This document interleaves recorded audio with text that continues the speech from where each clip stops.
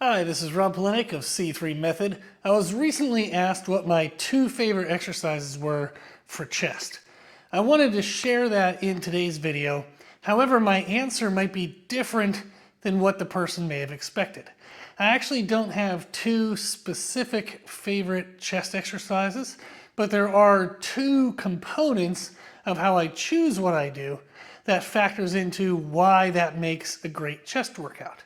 Okay, so we're going to go over two concepts rather than two actual exercises.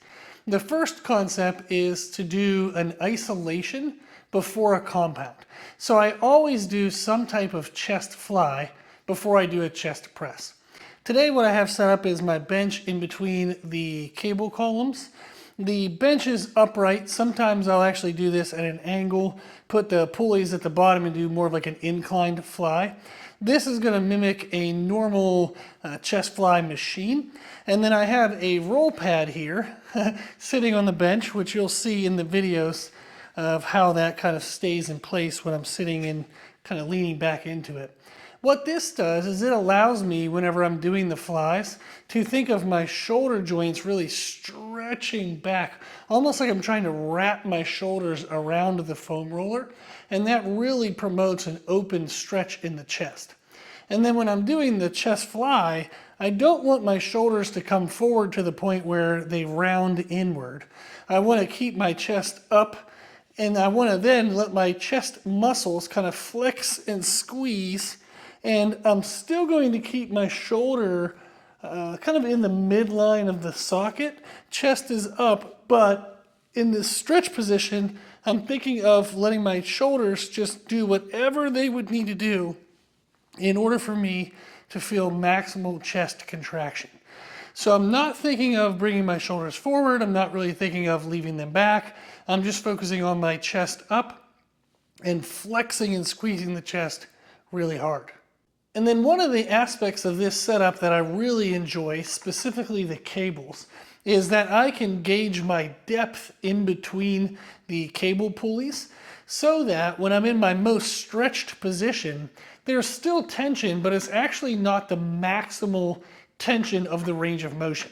So out here, when I'm nice and stretched, there's definitely tension, but as I would come in more to the midline, the tension actually increases. That is awesome because it helps to target the inside edge of the chest. So you're actually going to get more middle chest development than you typically would with a not so bad in a machine chest fly. It's kind of like 50-50 between the outside and the inside. But on dumbbells, it's definitely the wrong way. It's super heavy and hard out here. And then as you come to the middle, it does get a little bit easier. Even if you stay shoulders slightly outside, hands outside of your shoulders, and you maintain good tension, it's still easiest as you come towards the midline. What that means is when you do dumbbell flies, it tends to grow more the outer sweep of the chest, which is not bad, but that doubles when you do the presses. It does the same thing. So I like using cables or a machine to invert that strength curve so that way I can target more the midline of my chest, and then that is more complementary to then when I do a typical dumbbell press, machine press, whether that's a converging or a straight kind of press. Any type of press is mostly going to target the outer portion of the chest. So if I can do a fly variation or an isolation variation that targets more the midline, it's definitely what I'm going to look to do. So that is the first thing I choose when I'm choosing what to do for my chest workouts, is I'm always going to start with some type of chest isolation before I do my chest press. Now what I'll do is I'll show you a working set on this so you can see the kind of intensity that I use, and that I'm always going to prioritize bringing my hands close together so that way I really maximize that midline of the chest. Once I can't get my hands close, I would consider that failure on this exercise. Okay, I'm going to do a set and then we can see what it looks like.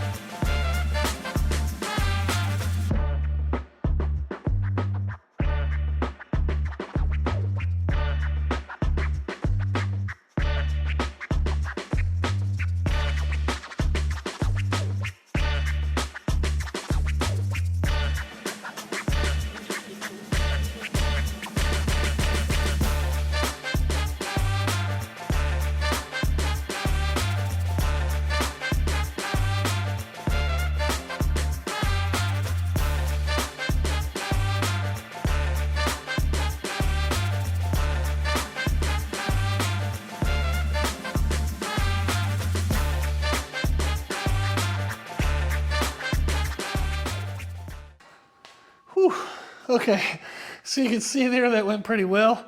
Once I felt like maybe on that next rep I wasn't going to be able to get my hands to touch, I would call that a set. So on the isolation movement, I'm not looking to test good form. I don't want to go into form failure. I want to go to the edge of good form failure. Since I am isolating the chest, the more I would push to mechanical breakdown, I'm increasing my risk of injury. Especially in an isolation, there's no other muscles to kind of help out. Whereas if you're in a compound movement, if my chest was going to tweak a little bit, I could tuck my elbow and use more triceps and shoulders to finish that rep. There's usually ways in a compound movement you can kind of change your positioning to protect yourself. Whereas in isolations, you don't have that much protection. So I'm going to push to the edge of failure, but not risk anything. I would much rather just do an extra working set if I felt like maybe I was too cautious. So this is the first thing we want to choose when we're choosing our chest exercises, is to start with an isolation before you do your compound movement. The second exercise that I would choose would be some type of converging chest press. The word converging means that at the bottom of the press in your stretch position, your hands can be wider than when you're at the top of the press. So I like to use dumbbells because that's the best option I have here at home.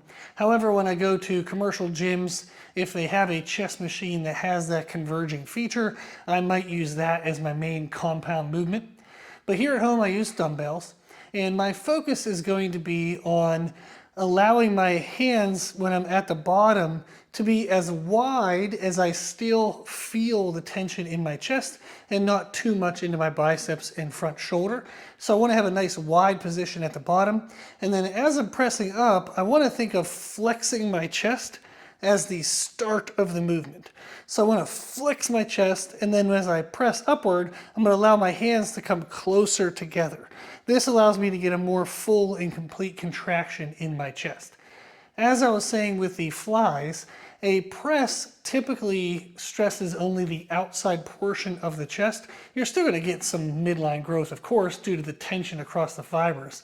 However, by using this converging pathway, we can better balance that stress and bring more growth into the middle and midline of the chest. And then I almost always choose an incline version as my main compound movement, so that way I get better development of my upper chest as well. So these are a few of the concepts that I think of when choosing my chest exercises. So again, it's more about what the exercise offers, not the exercise itself. So I'm not married to, I have to choose this movement because it is the best. I'm more so looking for categories and characteristics of the movements. What I'll do is I'll do a working set on this so you can see the pace that I use, the positioning. For this, I tend not to focus too much on how heavy I can go. I do typically use sets of 10 to 14 reps.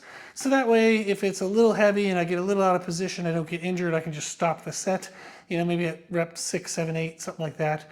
Whereas if I went really heavy, tried to do a heavy set of 6, if I get slightly out of position, again, I'm more at risk of an injury.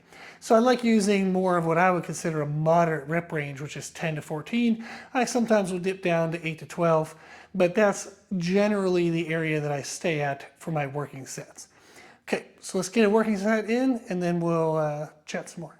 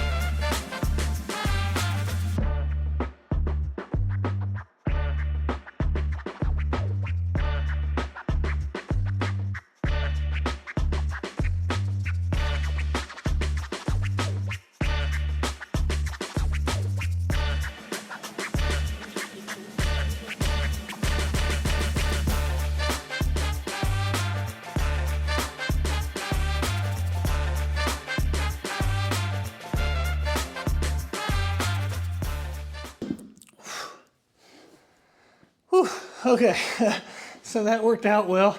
I think I got 11, so a little bit of an odd number, but as long as I'm in my range of 10 to 14, I don't really care. The focus is on the quality and what's happening to the muscles, not a specific number.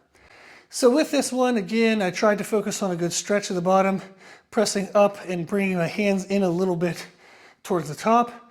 You may also notice that I have my hands angled. So rather than mimicking a flat bar and keeping my palms pointing towards my hips, I do allow my hands to angle in somewhat, and that helps me engage more of my chest and get out of my front shoulder and overly stressing the biceps. And then also at the bottom, you'll notice that I'm not touching the dumbbell to my shoulder. It might look like I'm using a limited range of motion, but the focus is how low can I go where I still feel it in my chest, and then press and squeeze through the chest. If I'm doing more of like a power press, I tend to push straight up and down and actually let the dumbbell kind of touch my chest and drive up. However, that's more of like a tricep press focus. That's more on days where I just want to push around some heavy weight and let the weight do the work for growth. So I do use a lot of variations to the style of movements that I do. So although I'm doing a dumbbell incline chest press, I can do that in many different ways. Today's version is the version that allows you to maximize chest growth. Okay, so I'm winded, but thank you for hanging out and listening. Those are going to be the main focal points I look for when I'm deciding what are the best chest exercises, is to do a pre-exhaust before my compound movement. So I'm going to do some type of isolation before the compound. In the isolation, if I can, I'm going to try to pick a machine or a cable version so that way it really mimics that, hits and targets that midline of the chest. And then for the compound movement, again, I'm thinking of a converging pathway and changing my body position, my hands, anything I need to just make sure that I can feel my chest the whole way through the motion. And I do typically choose an incline to get more of that upper chest development. Hopefully that was helpful. Hopefully it all made sense. If you give it a try, let me know in the comment section how it went. If you have any questions for future videos, let me know. And thank you for watching.